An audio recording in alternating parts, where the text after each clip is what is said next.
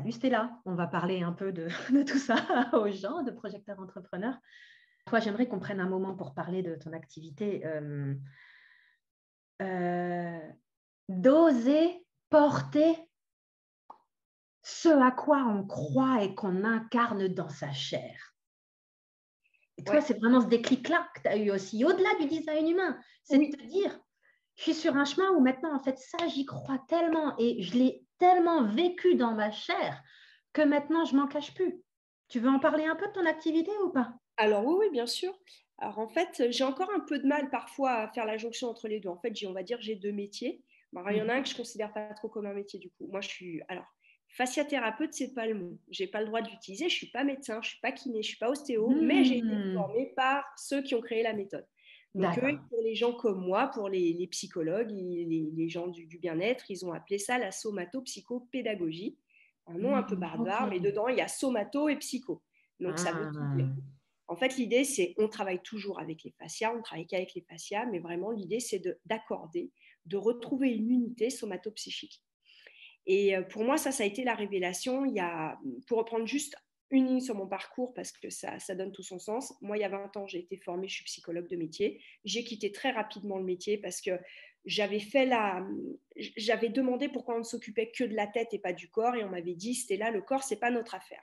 Ok, de là, j'ai quitté le monde de l'hôpital, je travaille en psychiatrie adulte, et je suis partie côté entreprise, et j'ai fait toute ma carrière dans le recrutement pendant plus de 15 ans. Mais avec toujours ce truc derrière de je vais y retourner, mais je ne sais pas comment. Je vais y hmm, retourner, mais je ne sais pas comment. Et puis un jour, j'ai fait la rencontre de ma vie en Martinique. J'ai rencontré une fasciathérapeute qui, la vie, toutes les planètes se sont alignées. Elle m'a pris sous son aile. Elle m'a dit, je connais, tu vas te faire former. Je lui avais dit, mais je suis ni médecin ni rien. T'inquiète pas, je m'en occupe. Et elle m'a mis dans les rails. J'ai rencontré les bonnes personnes et j'ai été formée. Donc ça a été vraiment quelque chose d'important, de fondateur dans ma vie, parce que cette place de thérapeute, je sais que c'est celle que je devais occuper. Je l'avais délaissée parce que je ne trouvais pas le sens qui était assez important hmm. pour moi pour y aller. Et là, par contre, il y a quelque chose avec la fasciathérapie, enfin la somatopsychopédagogie, qui s'est incarnée dans la matière. Et ça, c'était important. Moi, de côté, je suis depuis 2-3 ans, je fais de l'accompagnement de carrière parce que j'ai été recruteur pendant 15 ans pour les plus gros groupes. J'ai travaillé dans des très hautes directions. J'ai travaillé avec les plus gros et puis j'ai travaillé aussi avec les ouvriers, les techs. J'ai la chance d'avoir cette vision assez globale du monde de l'entreprise. Et vu que je suis quelqu'un qui analyse beaucoup, je me suis rendu compte à quel point Le bon l'entreprise. projecteur qui voit toutes les incohérences. C'est ça. Et je me suis rendu compte à quel point le monde de l'entreprise était malade. Donc, je démissionnais tous les 2 ans, croyant que c'était lié à l'entreprise dans laquelle j'étais.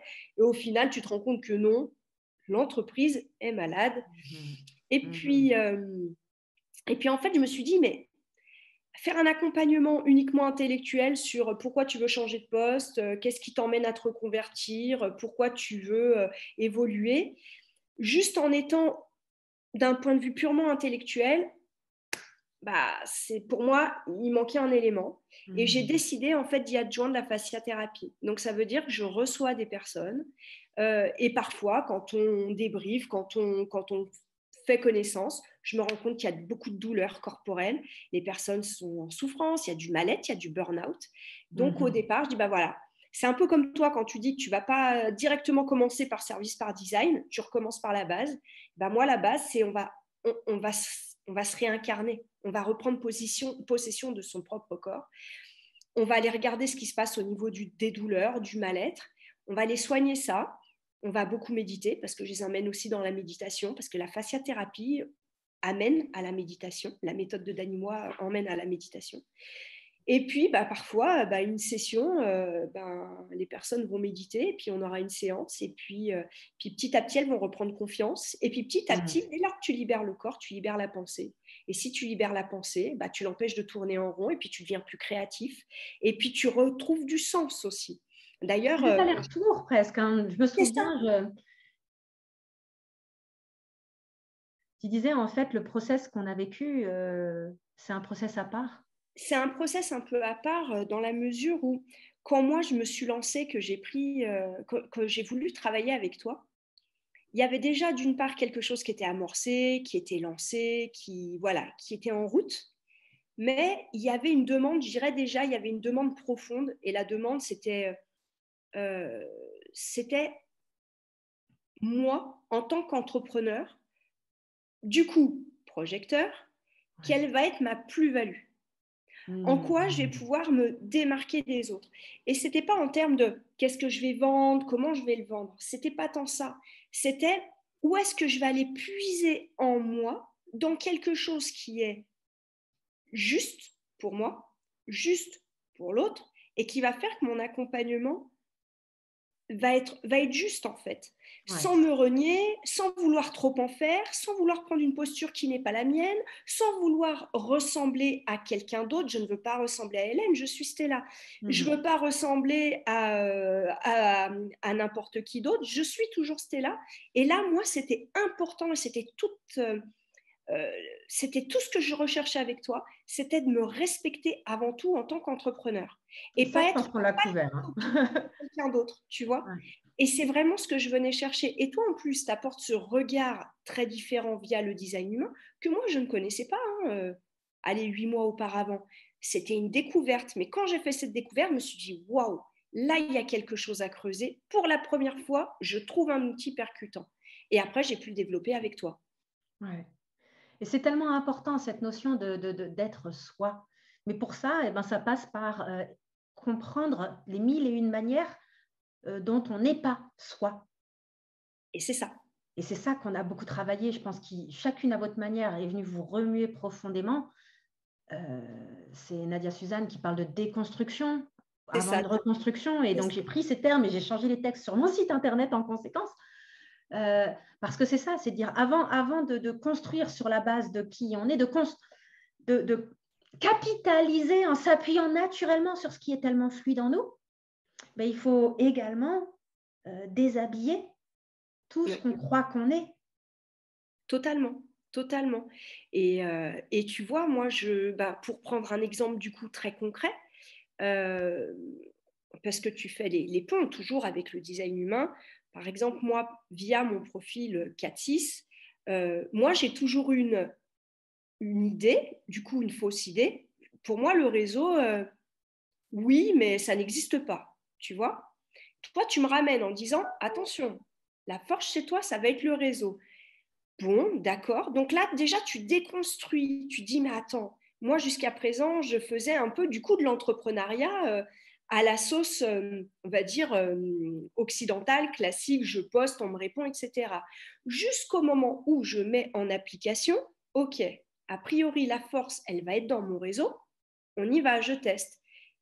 Et en fait, par itération successive, pour reprendre tes mots, je me suis rendu compte, ah oui, mais en fait, ça marche réellement.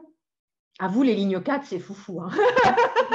Moi, en ligne 5, je regarde ça, je suis démunie. Hein, mais moi, pareil, comme quoi on a du conditionnement. Et je te donne un exemple qui est récent, qui date de ce week-end, un truc incroyable, un truc, mais je n'en revenais pas. Mon site internet. Tout ce que tu as raconté avant, tout ce que tu nous as déjà raconté. Mon site internet est lancé depuis déjà plusieurs mois. Il fallait que je m'occupe du SEO. Le SEO, je ne l'ai pas fait parce que j'ai eu quelques déboires. Bref, et puis j'ai eu des choses entre-temps. Et là, ce week-end, je reçois via un formulaire via les sites internet. Bonjour Stella, tu te rappelles peut-être pas de moi. On a travaillé ensemble il y a très longtemps. Je suis X. Et en fait, c'était mon chef dans un de mes premiers postes. Et il m'a fait un truc comme quoi il était persuadé qu'un jour je serais là, etc. Et bien maintenant, il avait besoin de moi pour son fils. Il a besoin d'un accompagnement jeune étudiant. Et bien du coup, c'est parti, rendez-vous pris. Et là, tu dis ça, c'est incroyable. C'est encore la preuve que pour moi, ce qui fonctionne, c'est le réseau. Et le réseau très proche en plus. C'est le réseau proche et que tu entretiens, enfin, soit tu avais des liens avec ces gens-là et ils ne se sont pas amenuisés avec le temps, tu as marqué ces gens d'une manière ou d'une autre et ils t'ont gardé en tête, soit ce sont simplement des gens avec qui encore tu as des rapports, mais c'est eux qui vont te sortir de je ne sais où une recommandation, un ceci, un cela. Moi, les recommandations, c'est pas que ça n'arrive pas, c'est que c'est pas la majorité. Ça ne veut pas dire que mes clients ne parlent pas de moi autour d'eux. C'est ça. Ça n'a rien à voir. Ils parlent de moi comme des pipelettes. Mais c'est pas ça qui énergétiquement crée un levier pour que les gens viennent à moi. Ou alors dans une temporalité tout autre et dans leur démarche. Alors que pour les lignes 4, il y a une sorte de levier énergétique complètement différent. Et en fait, je repense à ce dont on discutait avant d'appuyer sur enregistrer. Cette sœur, cette bonne sœur qui t'a marqué quand tu étais ado, et qui t'avait dit, voilà, à un moment donné, il faut savoir couper le bruit et revenir à cultiver la paix en soi pour être ensuite au service de manière juste. C'est ça. Garde l'humanité. Et c'est toujours cette notion de... en anglais, on dit on ne peut pas verser d'une carafe qui est vide. Ouais. C'est remplis d'abord ton propre verre, remplis ta carafe d'eau, bois, et ensuite tu pourras verser toi-même. Tu pourras verser pour autrui. Ouais. Et si on est là dans cette frénésie à se tourner vers l'extérieur uniquement, et qu'on se nourrit de ce qui se passe à l'extérieur et qu'on ne prend pas la peine de nourrir en fait, on ne prend pas nos responsabilités d'être humain. En fait. Notre travail, c'est de nous ancrer. Ce n'est pas de nous abandonner au monde. Sur le long terme, ce n'est pas le meilleur service à rendre à soi, au monde, à ses enfants, à qui que ce soit. En fait. Je ne sais plus qui disait, mais qu'en fait, on n'a aucun intérêt à vouloir rester, à ne pas être visible, à rester petit. Je ne sais plus qui l'a dit, mais on n'a aucun intérêt à rester petit. On ne sert ni l'humanité, ni nous-mêmes. Et en fait, à un moment donné, osons être grands. Oui, ça peut faire peur, moi la première, mais oui, être invisible, qui on sert? Qui? À pas vouloir faire de vagues, ok, qui on sert? La question, c'est d'être visible en tant que soi, parce que du coup, inversement, plein de gens essayent d'être visibles en tant qu'influenceurs ou je ne sais quoi, dans un non-soi et dans une homogénéisation phénoménale. Je pense que ça nécessite d'aller vers une connaissance de soi profonde, authentique, bienveillante, parce que c'est dur. C'est pas un chemin facile, mais ce que ça nous apporte derrière est tellement fort. Et ce que tu apportes aux gens aussi derrière est tellement fort. Et on irait vers tellement plus d'humanité, en fait. Moi, c'est ce que je vois. C'est aller vers plus d'humanité. Stella, je te remercie pour cette discussion. À plus. Merci pour tout. À bientôt. Avec plaisir.